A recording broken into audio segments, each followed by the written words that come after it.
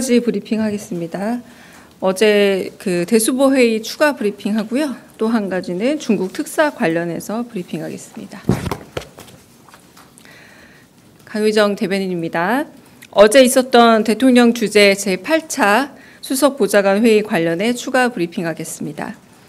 이재명 대통령은 자살 정책의 패러다임 변화를 당부하면서 자살 예방 대책 추진 방향과 전 부문별 예방 대책을 보고받았습니다.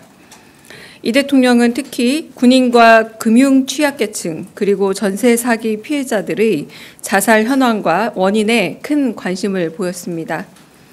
군 자살 사고의 경우는 간부들의 자살 건수가 병사들보다 2배가량 높다는 데 주목하면서 군 복무 중 병영 갈등에 대한 처벌 부담이 간부 자살의 원인이란 점에 공감했습니다.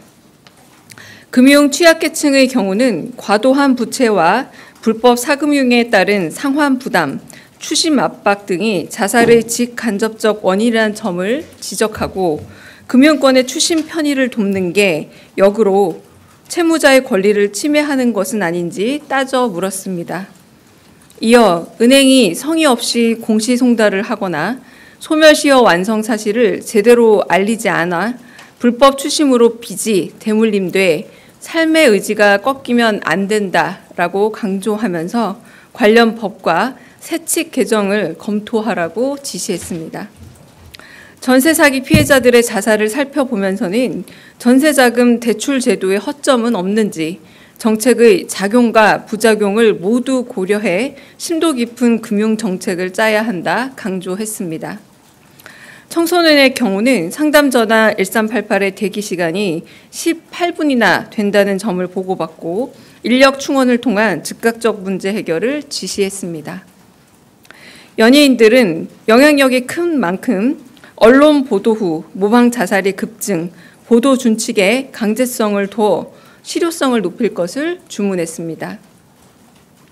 이 대통령은 특히 참모진이 제안한 채무 합리화를 통한 금융 자살자 구제 방안, 즉 사람을 살리는 금융 정책 시리즈에 관심을 보이면서 불법 추심, 보이스피싱과 전세 사기를 제도적으로 막고 금융 규제를 통해 중대산업재해도 낮출 수 있도록 사람을 살리는 금융 정책 방안을 강구해달라 지시했습니다.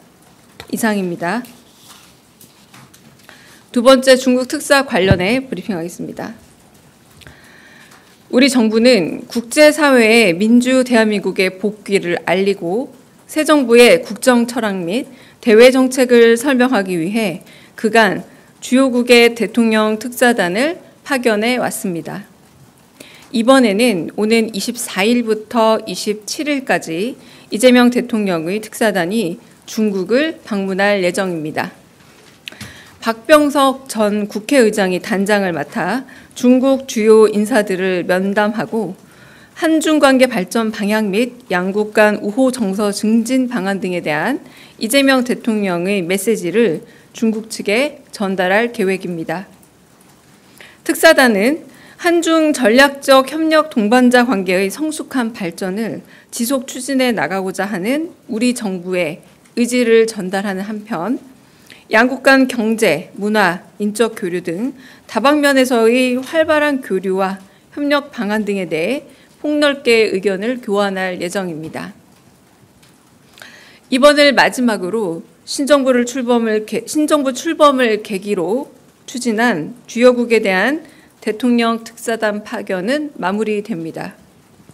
우리 정부는 이번 포함 총 12개국의 특사를 파견하였으며 대미, 대일 특사단 파견은 이미 공지한 대로 대통령의 방미와 방일이 확정됨에 따라 추진하지 않았습니다. 이상입니다. 혹시 질문 있으세요?